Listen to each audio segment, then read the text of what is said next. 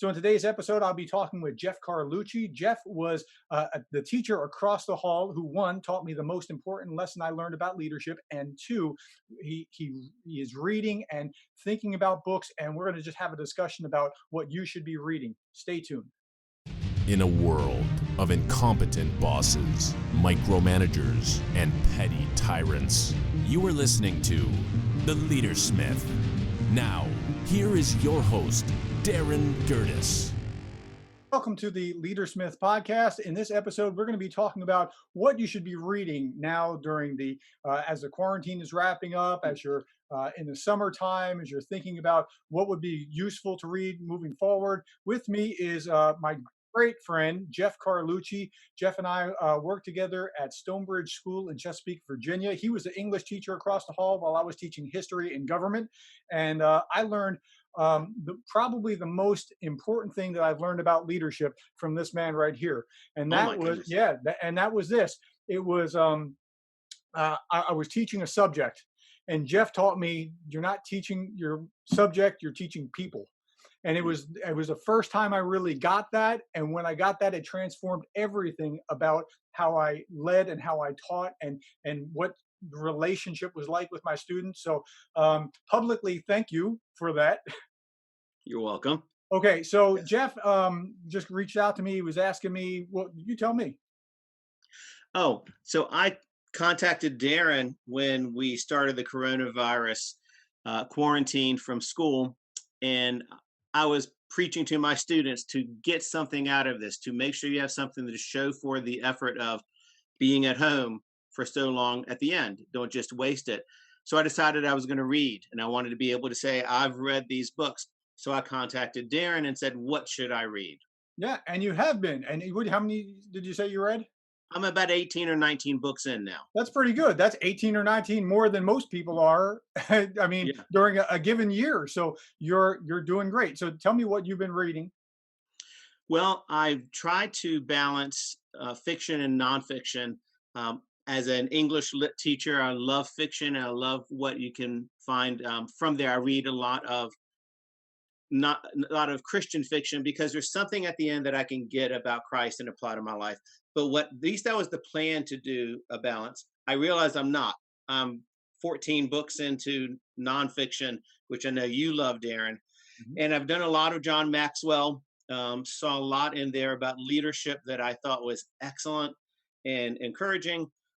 I've read a lot of C.S. Lewis, and both challenging and inspiring. I read a Tozer and Andrew Murray on humility. What was the book by Tozer? In Pursuit of God. Yeah, great book. Yeah, it is. And those kind of books have been pushing me towards finding Christ. So one of the things that I find, I was sharing with Darren, I'm of a certain age. I'm 60. Mm-hmm. But I've never really wanted to stop. So I think as long as I continue to learn and to prepare, I'm giving God something to do with my life. We joked at school that I'll be able to teach when I'm 70, as long as I don't teach like I'm 70. So I'm trying to learn some things that are new and to keep moving forward. So that's why I want to read more. Now, let me ask you this: all other things being equal, how much better are you as a teacher now than you were just 3 months ago, before you started reading all this? I mean, you've built all these dendrites in your head. You're seeing things that you hadn't seen before. You're going to be able to pluck these concepts and put them right into your class lessons just as you go. And I don't mean like you're writing it into the class lesson either. I mean, you're just going to say that as you go through things. You're just going to start talking, and there it is. Yeah, I think so. As I've been thinking about the Maxwell books, there's so many things that he says that when I listen to it, I think, well, of course, I know that. But then occasionally he'll come up with something and it's like, oh, that's important. Like I read Today Matters. You and I know today matters, but his emphasis on, today matters. If I'm going to start my diet, I don't start it 2 weeks from now. I start it today. And that if it's a bad day, if it's a difficult day, today matters is something that I'm going to use when I'm with my students. And there's so many different things. Some of the depth of C.S. Lewis and his reasoning about mere Christianity. Uh, I think that's important to be able to pull that out to set the standard. At Stonebridge, we try to teach to where they have to aspire to where we are. Mhm. And so those are the kinds of things that I want them both in their character and in their academic ability to aspire to.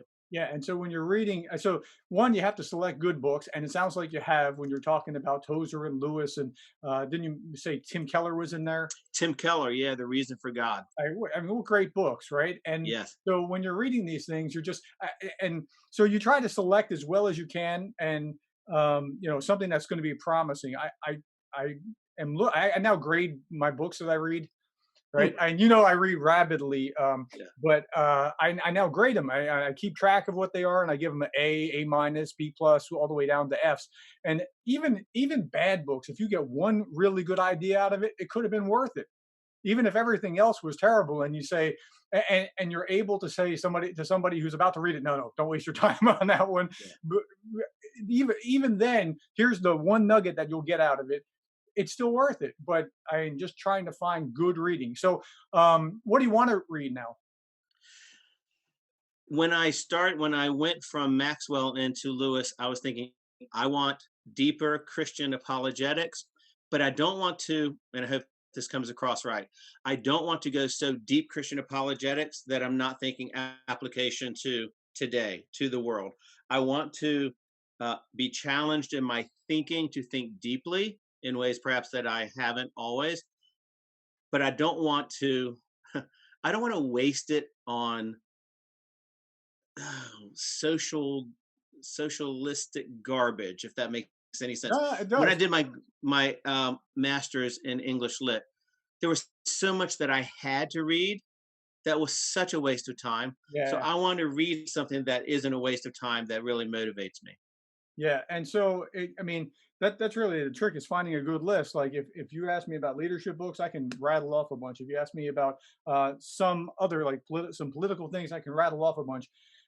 It just depends on where you're going. And so when you're saying, I sometimes I group it by author, and I would say anything by Lewis is good. Anything by Francis Schaeffer is well worth Great. reading. It'll do that every time. Tim Keller, as you said, anything. William Lane Craig is another one in that kind of category.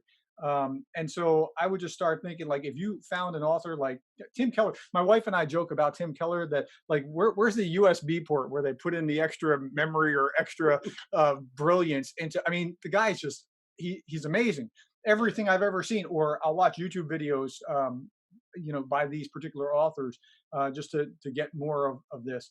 Um, but I mean, I would just find a short list of whatever it is, wherever you're going, and just start pounding down that, because I'm sure you haven't. I read the C.S. Lewis collection. It was like 3 inches, 4 inches thick.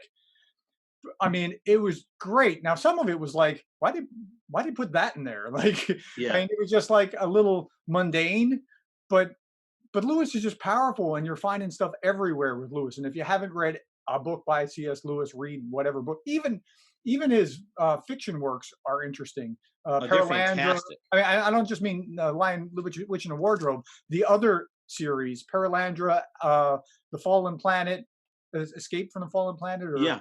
something like. And of course, Screwtape letters Oh, I use is Screwtape just letters in class. fascinating.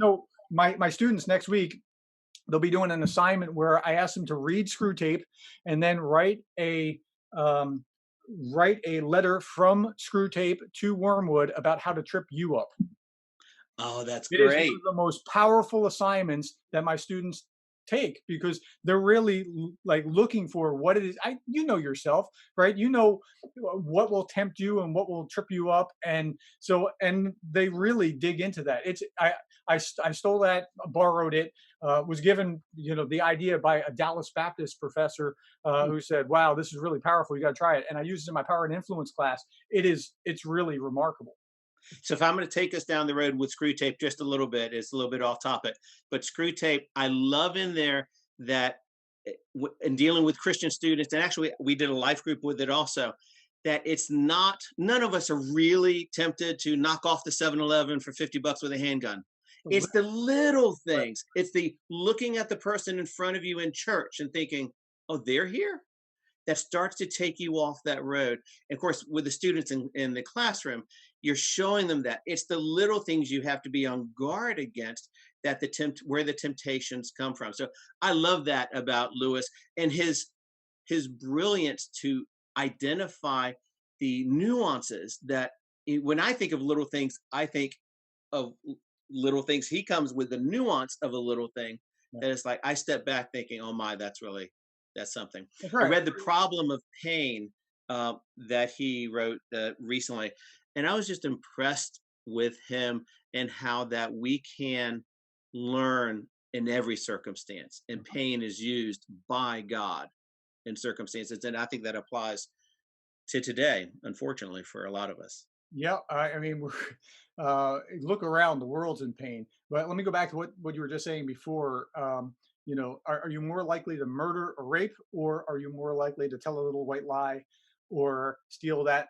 little insignificant thing, or what? I mean, that's really where the action is for most people, and many people just slough that off as if it's not relative, or relevant, but it is relevant. I mean, um, it's that's really where the action is, and whether you believe this or not, and Yeah. where your theology lies. So yeah, so anything by Lewis, anything by not Tim Scott.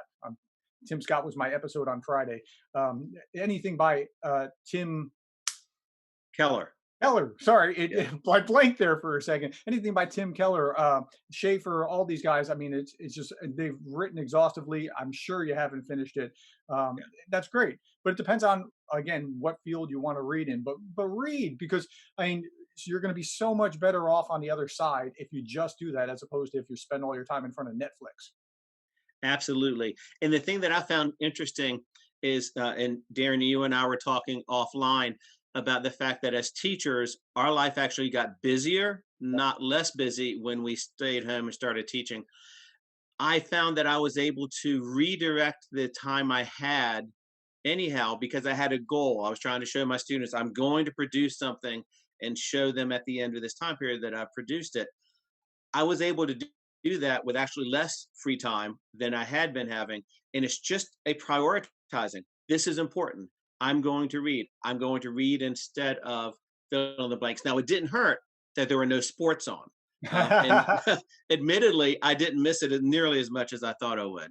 So So I think it's important to get the reading done. yeah, you're hitting on a couple of interesting things. Like um, I found that this has been a very interesting dynamic. I save an hour a day by not commuting to work. Probably longer than that, because I don't have to fix myself up to look appropriate. I mean, I wear a t-shirt and shorts and I'm good to go. And I mean, I don't have all that extra time to get ready for work. Now that's absorbed in other ways, but because you had a goal, you start focusing on that goal and you're working toward that. That's the beauty of, like, when you have a goal and you write things down. I write, massive to-do list. I mean, you've known me for years. I've always worked on that.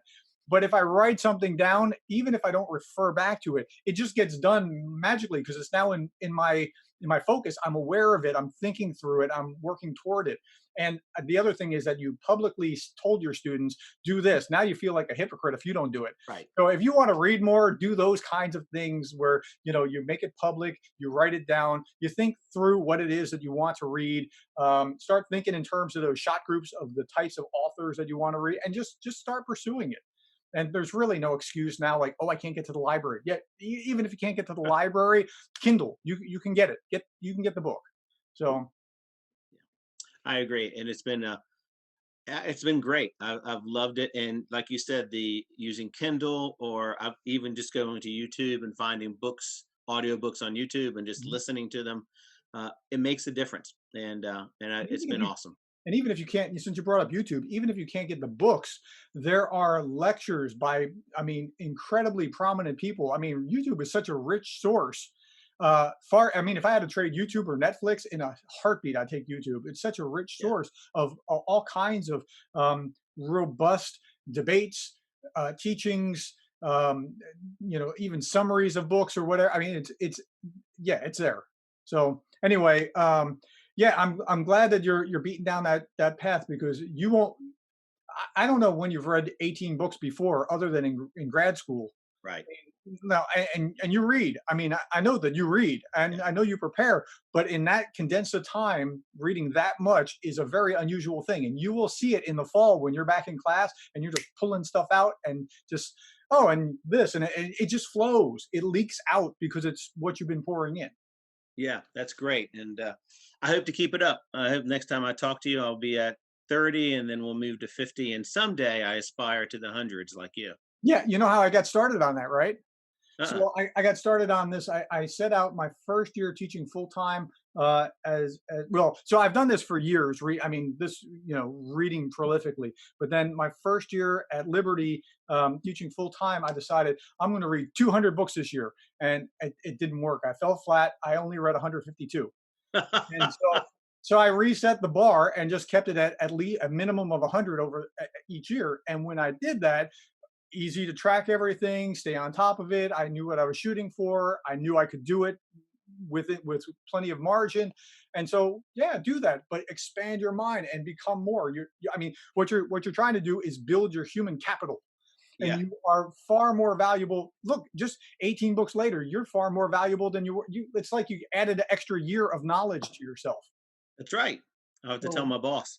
yeah, maybe Yeah, you'll get a raise out of that. I that's don't right. think that's That's going to right. work that way, but Yeah. you'll be more valuable, and you'll know that you've made your students' lives better, and that's what's important there. Yeah. Yeah. Thanks. Well, hey man, thanks for coming on. I really appreciate it, and Oh, it's my thanks for pleasure. talking. It's an honor. I love talking about reading and books and building dendrites and new Yeah. ideas, and how to be a better teacher and that kind of thing. So, and really, thanks again. I really do appreciate the lessons that you taught me about early on in my teaching career. The lesson that you taught me about relationships, and that was just so profound, and it changed everything for me. And I can't thank you enough. Oh, you're welcome. It's a blessing. You're awesome. And you ended up teaching one of my children, and it was a blessing for me to have that. So thank you, Darren. It's been awesome. Yeah, man. So, hey, I always end with a quotation for contemplation. The quotation for contemplation was from Thomas Jefferson. He said, "I cannot live without books." Oh, Yeah, wonderful. gotta like that. I'm right That's there good. with him. Yeah. All right. Well, hey, man, thank you so much, and we'll. I hope that this will be helpful to some of our audience as far as like how they should be proceeding as they want to read more, but haven't necessarily gotten to do it. And thanks so much for coming on. Oh, my pleasure. Thank you, Darren. All right.